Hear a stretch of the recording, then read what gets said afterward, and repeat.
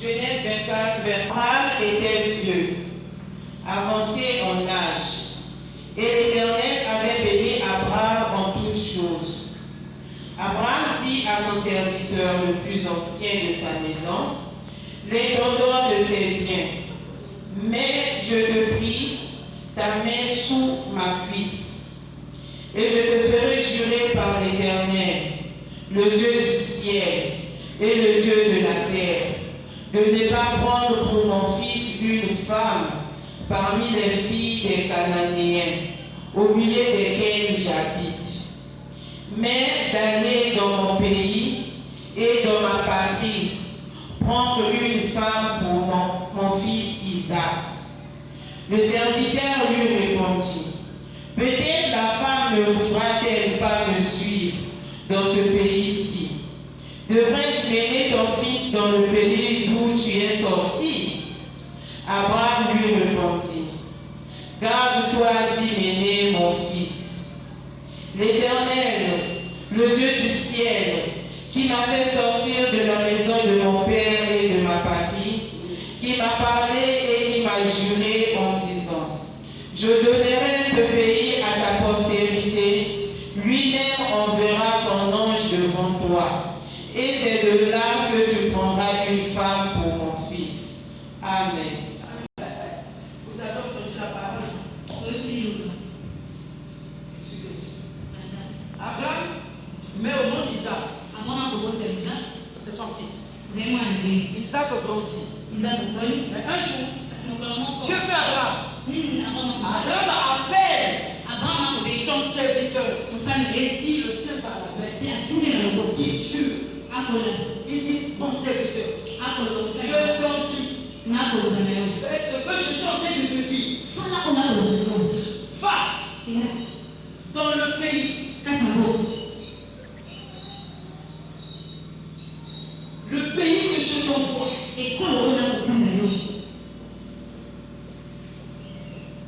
Si tu arrives là-bas,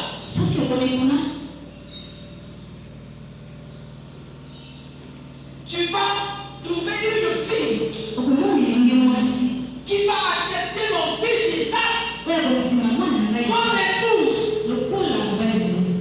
Maintenant, son serviteur lui dit, oh, mais toi tu m'envoies là-bas, mais dans ton propre pays, là où tu étais, est-ce que on ne peut pas aller là-bas? Ça va m'avoir la commission. Ça va m'avoir la commission. Qui dit Amen? Qui dit Amen? M'avoir la commission. Qui dit Amen? Qui dit Amen? Frères et sœurs, vous faites attention. Parce que aussi est ton ami. Aussi, le mari d'Orsi a un ami. Comme vous êtes ami avec Orsi, donc l'ami du mari d'Orsi, parce que je suis bien avec Orsi, donc je dois aussi prendre l'ami du mari d'Orsi. Avant de dire quoi? Qu'est-ce que tu veux faire toi là? Toi tu me renvoies dans le pays là où j'étais, là où Dieu m'avait dit, sors de ce pays. Dieu m'avait dit, sors de ce pays. Je suis sorti. Si tu avais dit que je sors là-bas, mais parce que Dieu savait que le pays est mauvais, maintenant toi tu veux que je puisse empoisonner. Là je parle aux mamans. Vous qui poussez vos enfants, parce que le monsieur a l'argent, l'enfant est en train de souffrir. Le fils ta fille vient. Toi, supporte seulement. Moi, je supporte ce que ton père fait, non? Moi, je ne supporte pas. Parce que tu vois quoi? Écoutez, j'ai suivi ta soeur aussi hier. Elle a dit quoi? Je t'ai supporté. On s'est connu quand tu étais encore rien. Ça fait pas longtemps que ce monsieur-là a eu le travail. Je vais vous donner un témoignage de cela. Aussi, elle est venue à Montcarmel toute jeune. Qui dit Amen?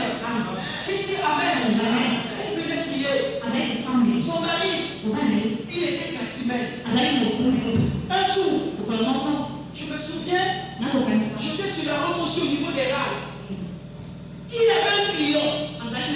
Il s'arrête. Il dit papa, viens. Tu vas à la maison? J'ai dit oui. Il dit papa, rentre. Regarde ce qu'il est en train de dire à ce client. Il dit tu vois le monsieur là? C'est le pasteur de mon épouse. C'est le pasteur de mon épouse. Vraiment, depuis que mon épouse est ses mères, je sens que ma femme a grandi. Et ça, je peux la lui faire. Suivez-moi bien. Toi, tu es ici. Tu viens à l'église là. Où est ton mari? Où est ton mari? Où est ton mari?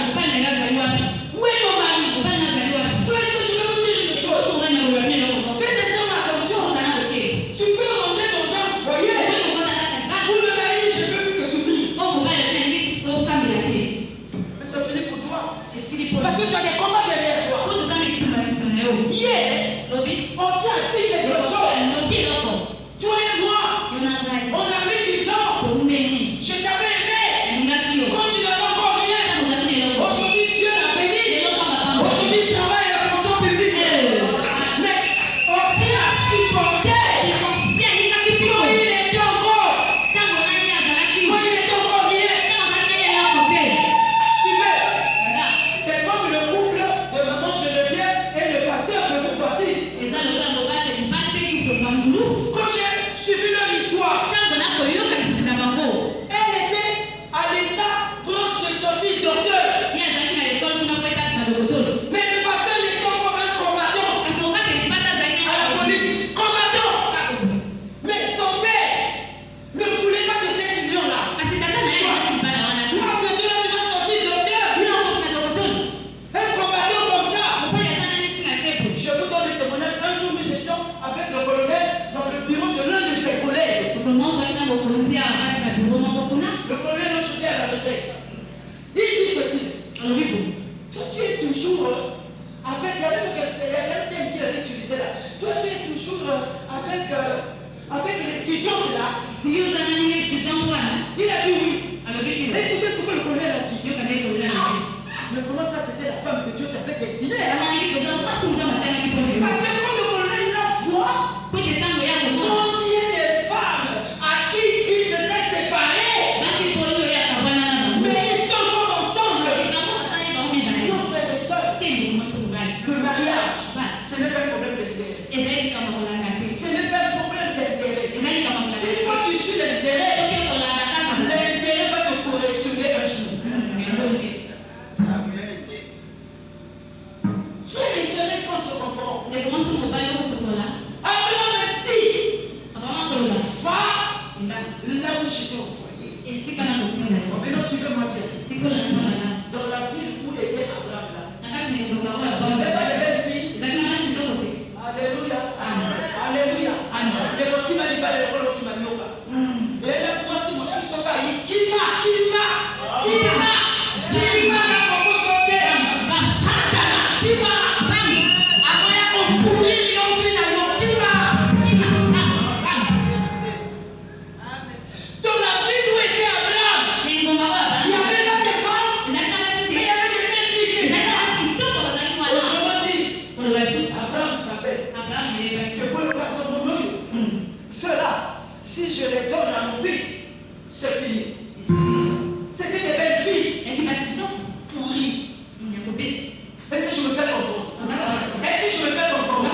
Adam a préféré qu'on aille prendre son fils, une épouse, dans un autre pays, parce qu'il connaissait l'histoire de ce pays-là. Il a dit, va choisir une épouse à mon fils dans le pays qui est le mien. C'est spirituel ce langage-là. Dans le pays qui est le mien. Dans le pays qui est le mien. Dans le pays qui est le mien. Alléluia. Alors, toi tu es chrétien, tu vas prendre le pagano. Est-ce que c'est ton pays? Notre pays, c'est le pays de la pagano. Paul dit,